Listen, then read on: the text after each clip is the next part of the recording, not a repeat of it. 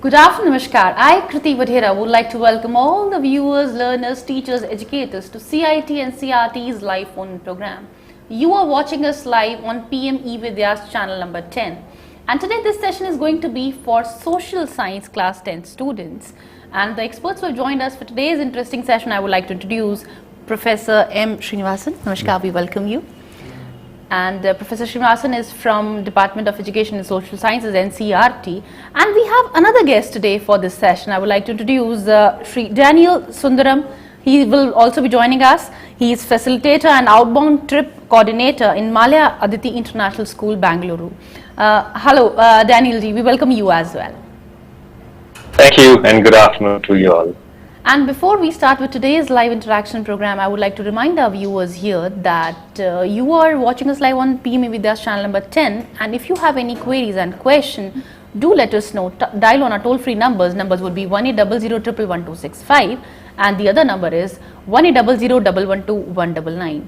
To watch the live streaming of this program, kindly log into our official YouTube channel, NCERT Official, and there also in the live chat box, you can comment and send your queries and questions. We will be making each and every effort to answer back your questions in the last minutes of the program.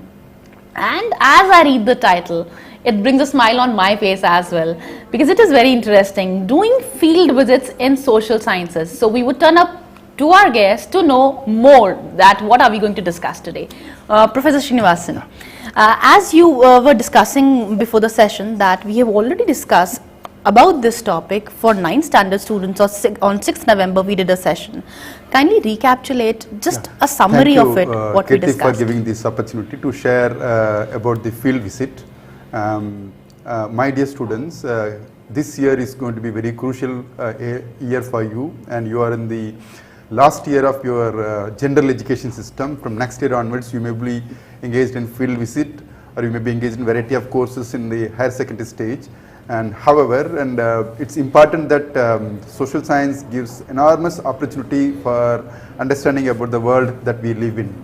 Okay, I would strongly recommend you to look at the YouTube NCERT official to know about what we have discussed in part 1, because in that part we introduce you about how to conduct field visit, why we have to conduct field visit. And our colleague Daniel Sundaram has taken us to the villages of Karnataka where the mulberry plants are cultivated, how the silk saree that lakhs and lakhs of ladies are wearing today, right, and the silk dhotis people are wearing, yeah, and how they came into being actually. So we started, and I would come back again after Daniel Sundaram's presentation on how we can organize this kind of field work, how to evaluate students, how you can engage actively in the field visit. Let me also request Daniel Sundaram to resume his presentation and keep watching it, how this life right, absolutely. I personally would be, very interested to watch what Daniel ji shares. So we would turn up to the next guest, Daniel Sundaram ji, for sharing his presentation. Daniel ji, can you hear me? Yes. I guess there was a technical glitch in between, but now he's quite visible. Yes, you may proceed and resume where you left in the last session. Thank you so much. Viewers, again, good afternoon and welcome. What we hope to deliver to you is an engaging session. And yes, like Dr. Srinivas just said, you are in an important phase in your journey of education. Right. So I'm hoping you can see my screen now. Yes, we can see. It's Great. Quite visible. Thank you for that confirmation. Great.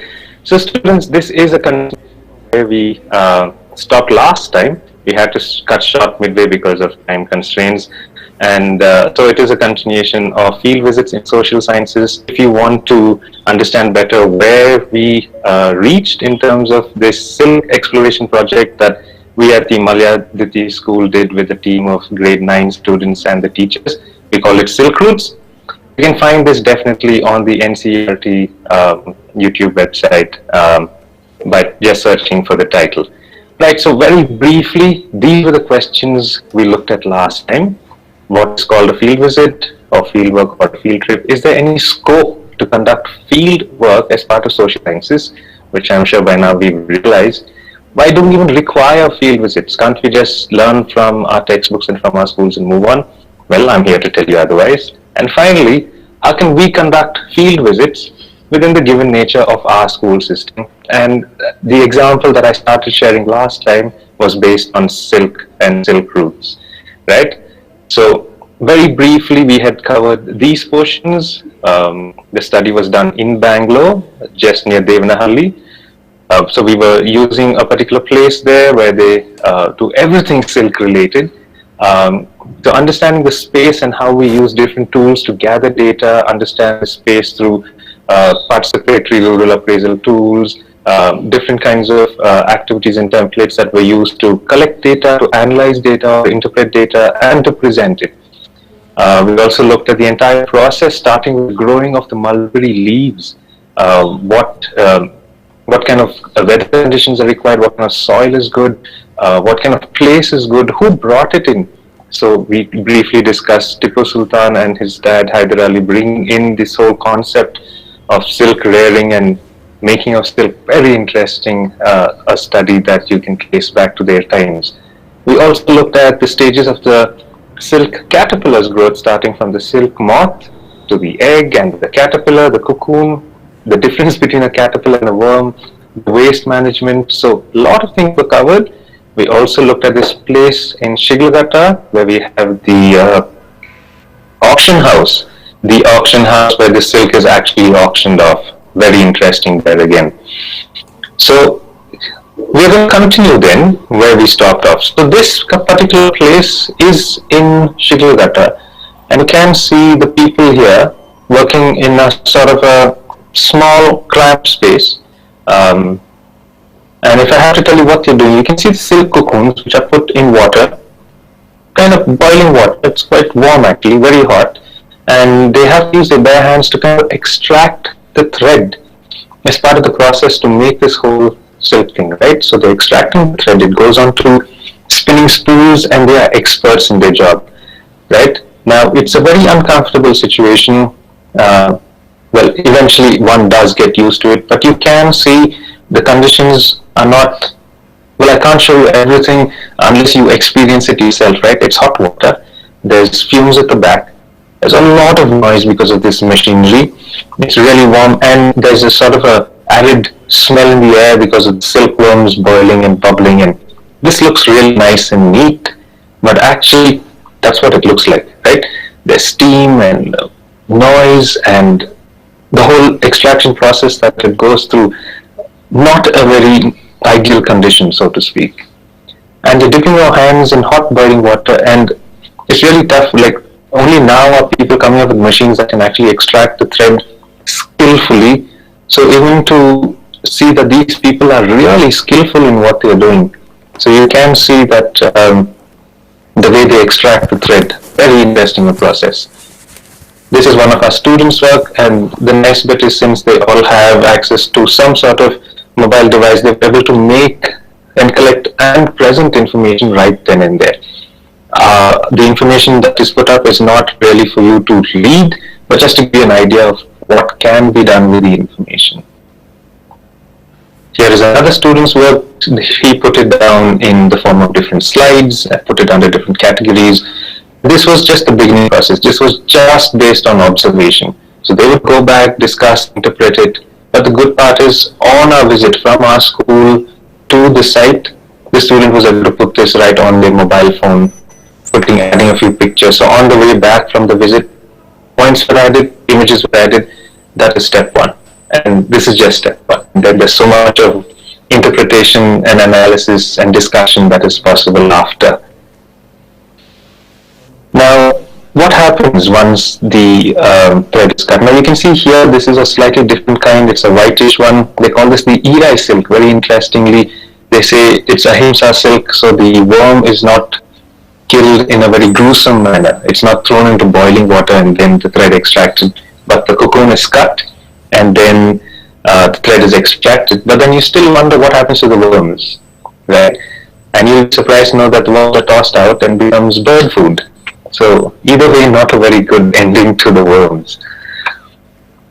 And then here's the waste that was not used up, the worms that were not boiled and killed, or the caterpillars that did spin their cocoons. Will this be thrown away? Actually, you'll be surprised to know how sustainable this ancient practice actually is. While it seems very cruel to kill these silkworms by ending their lives so miserably in boiling water, look at them, yeah? So thread is extracted, but you'll be surprised to know that the waste that comes out, again, is used to make bags, to make waterproofing material, to make tires, yeah, the tires that go on our bikes and cars and cycles.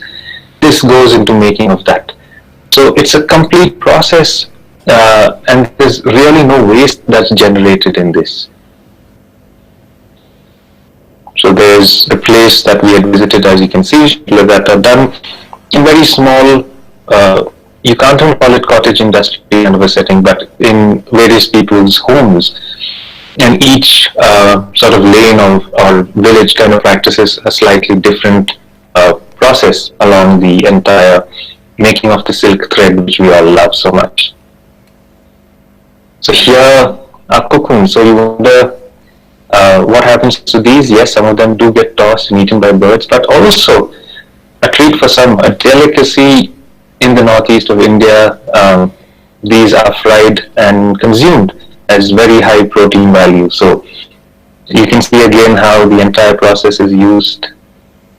Here was another student's work, and she focused the work on waste not, want not, so to do about the waste at each stage. So she first identified the waste and then said where it's going.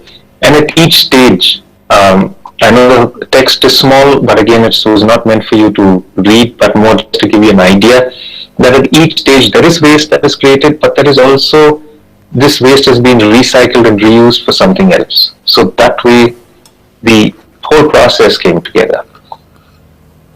So once thread is extracted, what happens, right? It's a long way before it can be woven into saris again.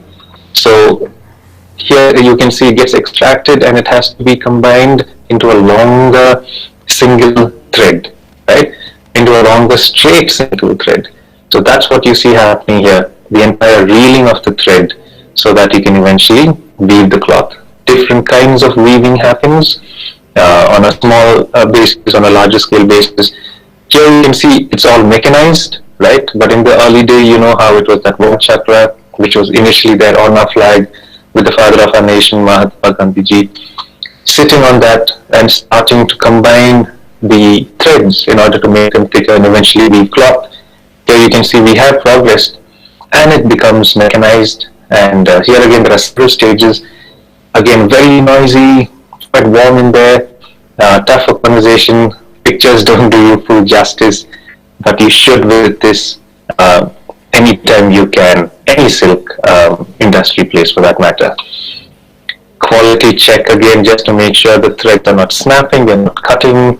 Now in this process, one single filament, what we call a single filament, is combined sometimes into 8, sometimes into 16, sometimes into 32, sometimes into 64 single filaments of the silk thread to make one single thread which goes into weaving a sari. So here that's what's happening. They're combining several filaments and making one spool, and here you can see quality check is happening. Next process, the dyeing bit, right? Now here again we visited just further down the road. There was someone who was actually dyeing the thread to give it various color before you start weaving it into that most beautiful sari. Very interesting process again. But then some of our students noticed that, hey, so what happens to this colored water? They noticed that it goes off, it just flows off down into the drain. And then they started wondering, is it environmentally safe? Should plants be growing on this? Can we eat the plants that grow out of this dyeing water? Does it do damage to the soil? What about the particular person who's working at it? What about his hands? Is it harmful when you boil it and inhale the fumes? So many questions. You get some answers. Some answers I'm leaving and hoping for you all to go find out. What about the working space? Right? But look at that beautiful color thread that comes out just from dyeing. Right? right? And if you picture the whole process right up from the egg and the moth to something as beautiful as this, you wonder and start to question whether ethically it is good to do silk or not. But at the same time, you're wondering, there's also this whole community whose life is based on this. So who are we to decide whether this is right or not, right? We hope to learn from them. There's so much to learn from them. They know they are experts in their own category, and whatever they say will surprise you. Here again, just the introduction of a student's work as to how she captured what she saw there, yeah, what she experienced. They recorded temperature, they found out what conditions are best, when does it happen across the years, so on and so forth. The final stage, the person who does all the magic, right, the viewer. Here again, not a very comfortable situation. In a room, there's a little hole that's open, this elaborate system of sticks and thread and wood and whatnot is set up. Long process is set up. Very skilled people can weave a sari in 3 days. You know how long a sari is, you know how beautiful a silk sari can look, and this is their skill. Now it's a completely different question whether you feel they get compensated for it. But here is the elaborate setup. It takes more time to set up a sari, set up the handloom for the weaving, than for the manual practice of actually weaving. That doesn't take as long. Right now, look at those wooden things that you see are actually the system of punched cards. You wonder how everything is connected and integrated. Here's a superior example. Punch cards in handloom weaving is still used today. While you feel computer has moved on and gone ahead into cloud computing, but here you have tradition being practiced. So we realized that this very person's brother has a mechanized form right opposite. So here you can see mechanized loom weaving, and here this person in the same duration of 3 days will produce hundreds of saris. He's got this equipment from China. So one brother is practicing traditional handloom weaving and the other has gone the mechanized way, which gives him a lot more saris, gives him, he's able to market a lot more, but the whole quality of a handmade sari then and the skill of that is probably lost for faster production. So you can see the whole process as to how it happens, and I can't do it justice by just showing you pictures. You have to experience it and see it for yourself.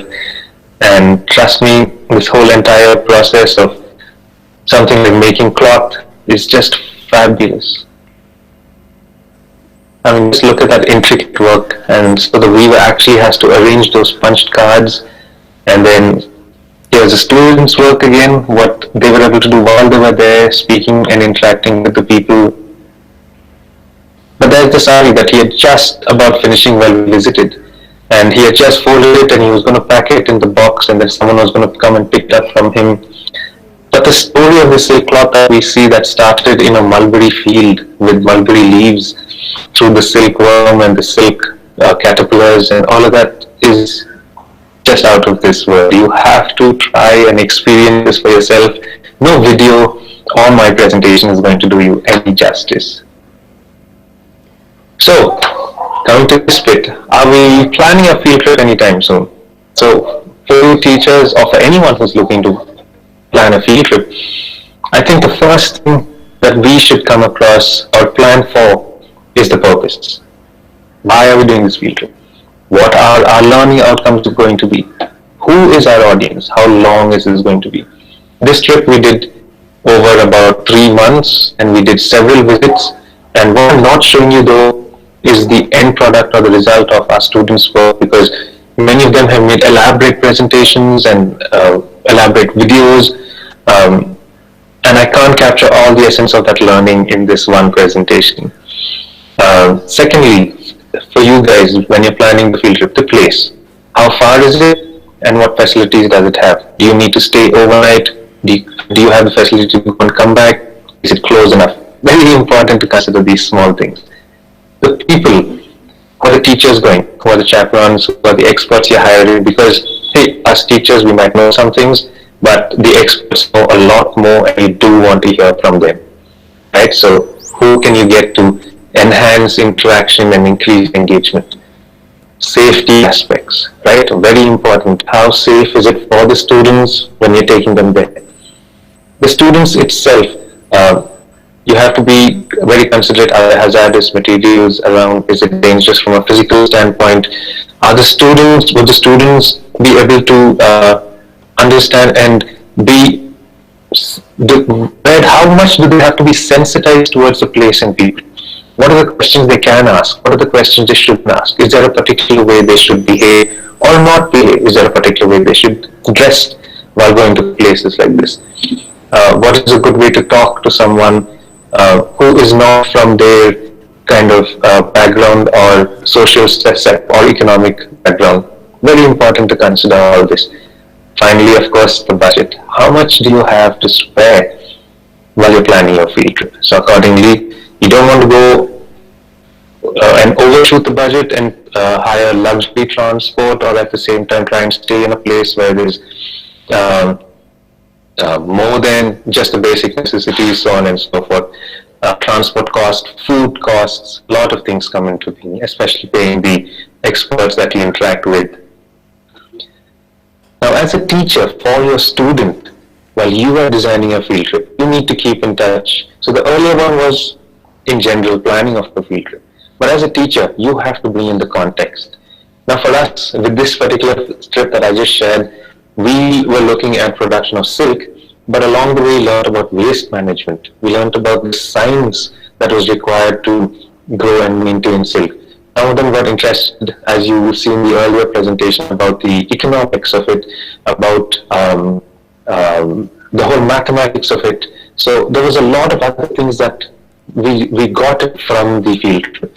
And that's what a place of something like a field trip offers, right? Field trip to a place offers varied context, because only in a classroom do you learn it in segregated maths and science and social science. So in the field, they all come together. So you have to define the context. Make sure your students are engaged. So design it so that your students are engaged, not just as a go see and come back. What do you do with it? Make it an authentic learning experience. Make sure it initiates new learning. Not that a student can always look at these presentations, read about silk in a textbook, but there are always something new and primary data like we had collected that the student can be exposed to. Similarly, it can also be a conclusion to an interesting study. It always will be cross-disciplinary, so include your other teachers in your field trip. Don't just keep it to one thing. Also make it very clear to your students what is expected and what they are expected to give back, right? So are they expected to make a video or presentation or stand up and give a talk? What is it that they are expected to do? Absolutely. What is it that you are expected to do? And I have been wearing Kanjivaram's and silk, Professor Srinivasan, throughout my life, but today I felt that I was visiting, actually with these pictures, it was so mesmerizing to visit this. I would like you to add something here. One of the things social sciences is expecting that. What is social sciences? We have discussed in the previous presentation also.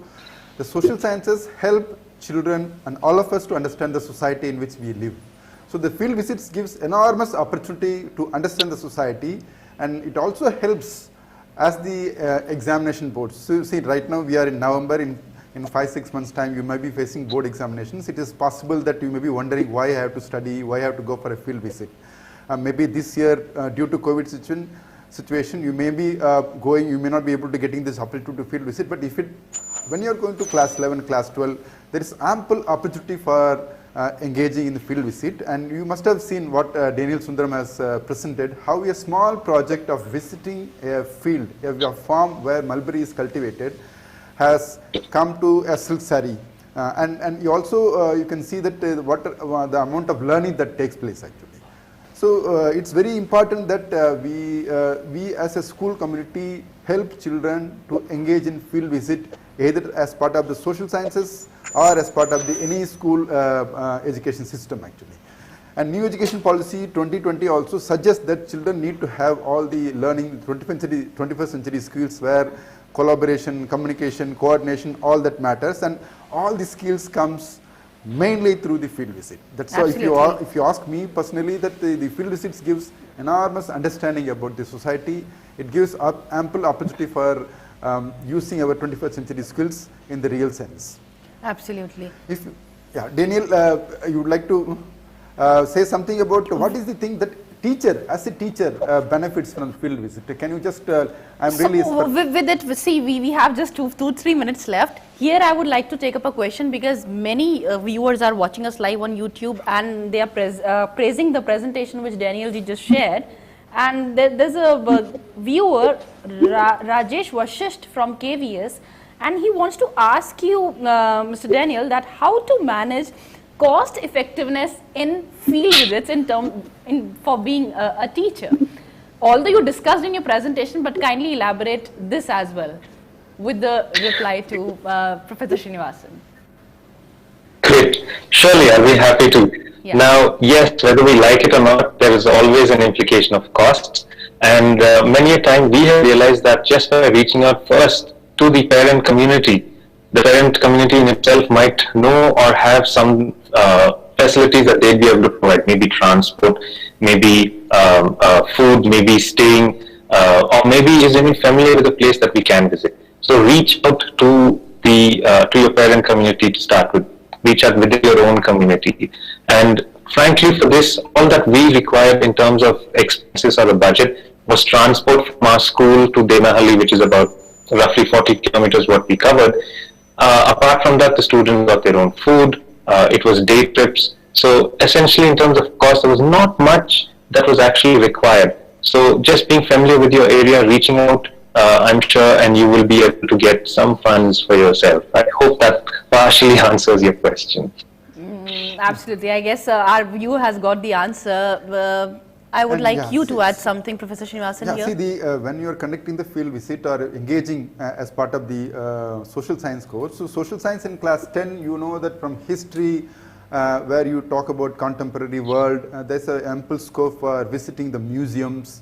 If you are living in, fortunately, in urban areas, all the historical places, they give a lot of opportunity for learning. The field visit does not include only farms, it also includes conducting a survey, for example, to understand about consumer rights in economics, or visiting a factory to know how the goods are produced, what are the different steps actually. So when, and if you look at geography, the class 10 geography is about Indian human geography, you have all the different sectors are presented. So they also, like geography also gives enormous opportunity for engaging the field visit. And if you look at the economics, and if you look at political science, you can see, for example, the textbooks contain numerous activities, inviting an MLA, inviting the local leaders to talk to them, and attend a panchayat meeting. Right. So the field visits include not only the going to the farms, it also includes variety of activities depending on the availability of infrastructure, depending on the location of the school, and depending on the amount of time available with the teacher actually. So it is the teacher and the school system which has to enable this field visit. And the one major important that how to evaluate students. Yeah. Daniel would like to share something on how to evaluate students, how your school is following evaluation practices. Sure, Dr. Srinivas, yes. So in fact, anecdotes is one of the first things that we use, just pure observation. What did a child do while in the field? And as someone asked earlier, in terms of budget, it could also just be a field with a creek, with a river, where you can do a physical geography. So then you make notes, and in terms of evaluation and assessment, just how did the child react to something? You can also construct a rubric, right, that takes you from has done something in a very basic way to has produced or created something in a very advanced way. I'll share with you an example of a rubric on the next slide. You can also have independent or collaborated projects that each, you divide your class into several groups, give them different things to work upon, which is some. It can be something that offers service to the community or fun. And here is the example of a rubric. I'm happy to share this later. I know the text and font is very small, but it's just an example. So that was how to evaluate as well, Professor Srinivasan. Yeah. So with this session, with the end, we have come to know that these educational excursions play a crucial role in social sciences? A conclusion remark by you. Thank you very much, and if it is possible, it is not only meant for the class 10 children. From class 7 onwards, many schools are already engaging in field visit, and given the situation of COVID-19, we have to be very careful while taking the children to the school, like the field visits, and I'm sure it's going to be a lot of learning. That's what I would say, that field visits need to be strongly encouraged in the school system, and particularly from upper primary stage onwards. Absolutely. So this learning beyond textbooks has to be practiced within schools and classes right from upper primary, as Professor Srinivasan added. And here we come to the end of this session. It was such an interesting session. For me, it was mesmerizing. Daniel G's presentation was so good. Daniel G, we thank you for joining us today for this session. It was yet very interactive. Thank you. And thank you for having me. And we thank Professor Srinivasan also for joining us today. Yeah. And to our viewers, remain connected, because in next session we will be taking up a mathematics topic for class 10th itself. Remain connected. We are coming back just in a short while.